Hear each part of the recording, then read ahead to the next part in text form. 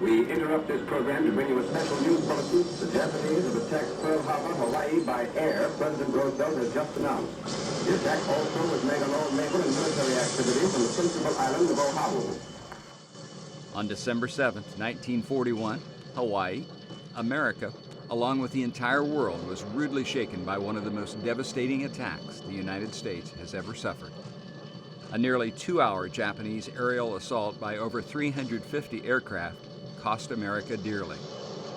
2,403 soldiers, sailors, and civilians killed, and another 1,200 wounded. On the USS Arizona alone, 1,177 crewmen were killed when a Japanese bomb hit their forward ammunition magazine. At Pearl Harbor, 21 warships were sunk or damaged. 347 U.S. aircraft damaged or destroyed at several different U.S. airfields. A day of infamy that no one will ever forget.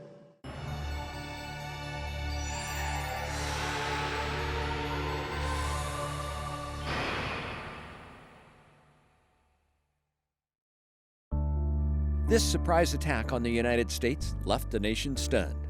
Reaction by the government was swift and intense, driven by a combination of hysteria, fear, and racism. The collective victims of this hysteria, Japanese American citizens and legal Japanese immigrants.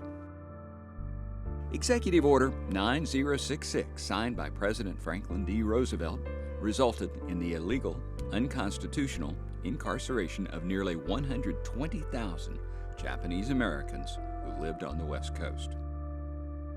An unconscionable crime. Martin Luther King's National Historic Site, which is more than 20 years old, but just this whole idea of talking about who we are as a country and who we hope to be, and that's what Manzanar is about.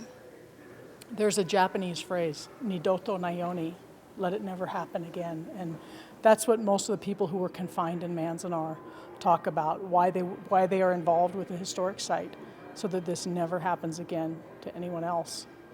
There are also several other units in the National Park Service that are camps like Manzanar. Seattle. Since 1996, they've collected over 750 interviews with Japanese American inmates from the 10 World War II concentration camps. The word densho is a Japanese term that means to pass stories on to the next generation. And when we first started, it was interesting. When we asked our elders to tell the stories, they were at first reluctant. They said, well, my story's not that important, or it's not that interesting, or I don't want to hear other people's stories. And what we then told them was it wasn't for them or even their children, it was for future generations. And once they heard that, they said, oh, then I'll tell my story. And so that name really resonated with the elders in our community in terms of what we were doing and why we were doing it. When I talk with Japanese Americans who went through the camps about their experiences, today, what they often talk about is sort of what's happening in our country today.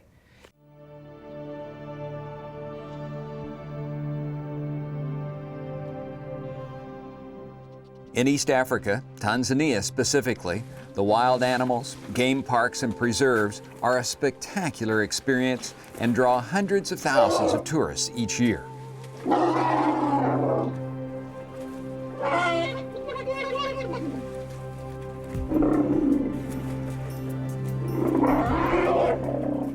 This magnificent resource is only part of the story. The other is one less attractive and, of course, gets considerably less attention. It's a story of children, health, education, and life. These particular kids are in a local village school in Mtwambu, paid for the most part by tourism dollars. However, for every child in the country who is in school, who does have a family, there is another who has none of that. In Arusha town alone, estimates range from 7,000 to 10,000 children are orphans. The few functioning orphanages are overflowing, meaning more and more homeless children on the streets each day. Malaika Children's Home, on the outskirts of Arusha town, is one of the bright lights in the future of the lucky children who grow up here. It's nice to 12, these children. We want to give a chance to have a best life and to give a future. At the time this was filmed, 14 children lived at Malaika. This is now their home until they're adults, a significant departure from the pillar-to-post existence of many children in an orphanage system. A nearby parochial school is where 11 of the 14 children attend class. Where do these children come from? Yeah, we all take them from the public hospital in Arusha. Yeah, we take there because most of them, their parents have passed away with HIV, or some are just abandoned at the hospital because some mothers cannot afford. Yeah, so they just leave the kids there, the babies there, they run away. So it's where now we go, collect them, we bring them at the center. Yeah, from there we bring them up slowly. Because we started with all of them, they had months, some had just days. So right now, some are 5 already, some are 2, and the youngest is 1 and 8 months, yeah, who is still at the center. So they are all growing up happily, healthy, mental and physical. So we are proud of that.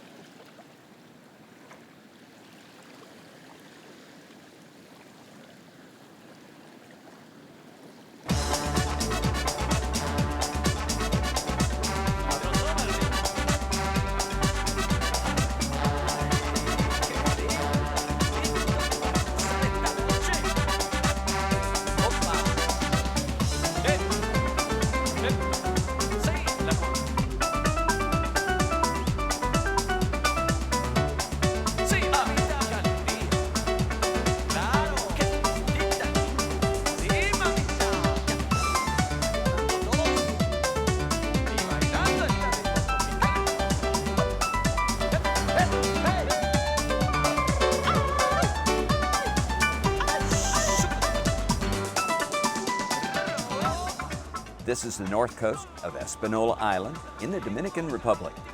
Arguably the best kiteboarding in the world and certainly the best in the Caribbean. Thousands flock here for the wind and the waves. The Dominican Republic has displaced Puerto Rico as the #1 tourist destination in the Caribbean. Nearly 4 million travel to this tropical paradise each year for fun in the sun. There are 7 international airports on an island that's about 18,000 square miles, a little over twice the size of New Hampshire. As a result, many who visit here see the airport, then stay safely ensconced within the confines of their chosen resort, safely sheltered from another reality of this tropical paradise: poverty. 60% of the country's 9.5 million residents are living in poverty, living on less than $2 a day. 1 in 3 are living on less than $1 a day. The Dominican Republic isn't unique in their attempt to shelter their guests. The seamier side of life in paradise is a reality throughout the world.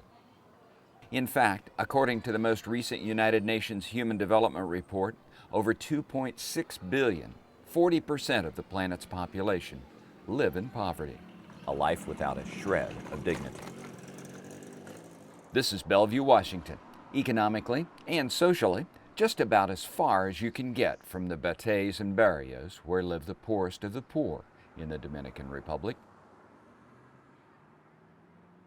What do a group of Bellevue High School students, the Dominican Republic, 15,000 people so poor their collective net worth wouldn't equal one of these students' allowance for a month, a professional baseball player, and microfinance have in common? These young men and women are part of a newly formed microfinance club. Still in high school, they're already making a significant contribution to society. The club raised and donated $120,000 to Esperanza International, an organization that's the brainchild of Dave Valley, former catcher for the Seattle Mariners, and his wife, Victoria. An organization that is attempting to bring its clients out of poverty with dignity.